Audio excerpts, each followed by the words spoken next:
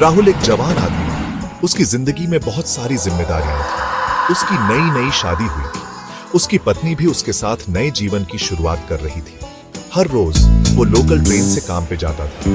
Train में भीड़ थी और धक्का मुक्की से उसे बहुत परेशानी होती थी। वो एक सरकारी ऑफिस में काम करता था। ऑफिस का माहौल भी बहुत तनावपूर्ण था। अक्सर वो लेट हो जाता था। समय पर पहुंचने की चिंता उसे हमेशा सताती रहती। राहुल भारी मन से ट्रेन में चढ़ता था। उसे लगता था कि उसकी जिंदगी में कोई बदलाव नहीं आ रहा। भीड़, शोर, भागदौड़, ये सब उसे थका देता था। उसे सुकून चाहिए था। उसे लगता था कि वो इस भीड़ में खो गया है। उसे अपने घर का आराम याद आता था। घर की शांति और सुकून उसे बहुत भाता था। उसके दिन लंबे और थका देने वाले थे। काम का बोझ उसे बहुत परेशान करता था। काम खत्म ही नहीं होता था। फाइलों का ढेर उसे हमेशा परेशान करता था। जब तक वो काम खत्म करता, काफी देर हो चुकी होती थी। उसे लगता था कि उसके पास खुद के लिए समय नहीं बचा। घर वापसी का सफर हमेशा उसे डराता था। रात की ट्रेन और सुनसान स्टेशन उसे बहुत डराता था। एक रात राहुल बहुत देर से घर लौट रहा था। ट्रेन लेट थी।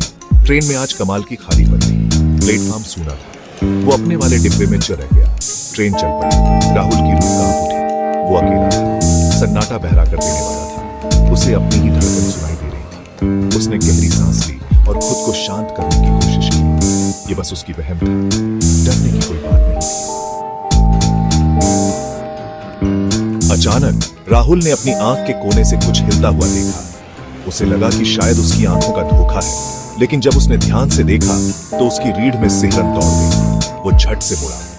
उसका खून जम गया। उसकी सांसें थम सी गईं और दिल की धड़कनें तेज हो गईं। डिब्बे के दूसरे छोर पर एक साएदार आकृति खड़ी थी। वो आकृति धीरे धीरे और स्पष्ट होती जा रही थी। वो लंबी और पतली थी। उसका चेहरा भयानक था। उसकी आंखें गहरी और खाली थीं, जैसे किसी अंधेरे कुएं में झांक रहे।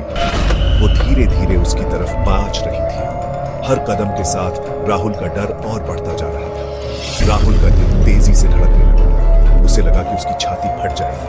वो चीखना चाहता था, पर आवाज नहीं आई। उसकी आवाज जैसे गले में ही अटक गई। वो आकृति करीब आ गई। उसकी ठंडी सांसें राहुल के चेहरे पर महसूस हो रही थी। उसने अपना हाथ उठाया और राहुल के कंधे पर रख दिया।